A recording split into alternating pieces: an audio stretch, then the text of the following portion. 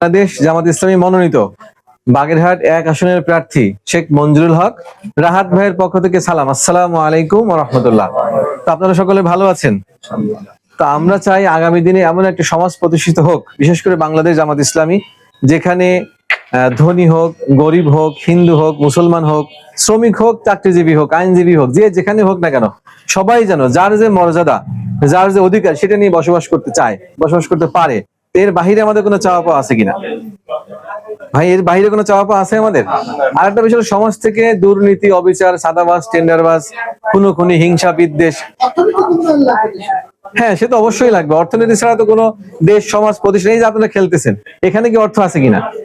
অর্থ, এই বোর্ড কিনতে হয়েছে, আপনাদের বরিক লাগে, আরো যা যে সামগ্রী লাগে, এই আলো জ্বলতেছে, অর্থ ছাড়া, অর্থ না হলে কিন্তু এই বিদ্যুতে ডিজিটাল মিটার বন্ধ হয়ে যাইতো, কারেন্ট চলতো না। এজন্য অর্থনৈতিক সমৃদ্ধি, অর্থনৈতিক চাকাগুলো সচল, বেকারত্ব দূরকরণ, এগুলো তো অবশ্যই রাষ্ট্র ক্ষমতায় যাবে, তাদের প্রধান কাজ থাকবে। কিন্তু আমরা এসেছি যে আপনারা অবশ্যই সচেতন মানুষ, খেয়াল করবেন। এটা নিয়ে তো আসলে অনেক কথা ভাই, আপাতত আমরা এটা অনেক বক্তব্য ভাই, আমরা আসলে সেদিকে না, যে আমরা চাই যে জামাত ইসলামী ক্ষমতা আসলে বিষয় নিয়ে কর্মসূচি আছে। আমরা আসলে তো সকল কর্মসূচি আপনাদের সামনে এখন খুলে খুলে বলার সুযোগ পাবো না আর কি। এটার জন্য প্রার্থীরা তারা বিভিন্ন জায়গায় বক্তব্য দিচ্ছেন, তারা কি করবেন, আমাদের দলের যিনি প্রধান আছেন তিনি বক্তব্য দিচ্ছেন, সেগুলো আমরা এসেছি যে আমরা, রাহাত ভাই একা তো সব জায়গায় যেতে পারবে না। আগে ছিল বাগেরহাট এবং কচুয়া, এই দুই জায়গায় একটা পরিবেশ তৈরি করা হয়েছিল।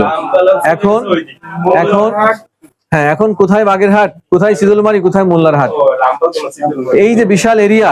এজন্য আমরা প্রত্যেকেই একজন রাহাত ভাই, আমরা প্রত্যেকেই রাহাত ভাইয়ের প্রতিনিধি হয়ে কাজ করছি। আশা করি আপনারা বাগেরহাটের সন্তান হিসাবে, এবং রাহাত ভাইকে আমরা যুবকের মডেল বলি, আইডিয়াল বলি, তো সেই হিসেবে আপনারা রাহাত ভাইয়ের পক্ষে হয়ে, দাঁড়িপাল্লার পক্ষে হয়ে সুন্দর সমাজ বিনির্মাণের জন্য কাজ করে যাবেন ইনশাআল্লাহ।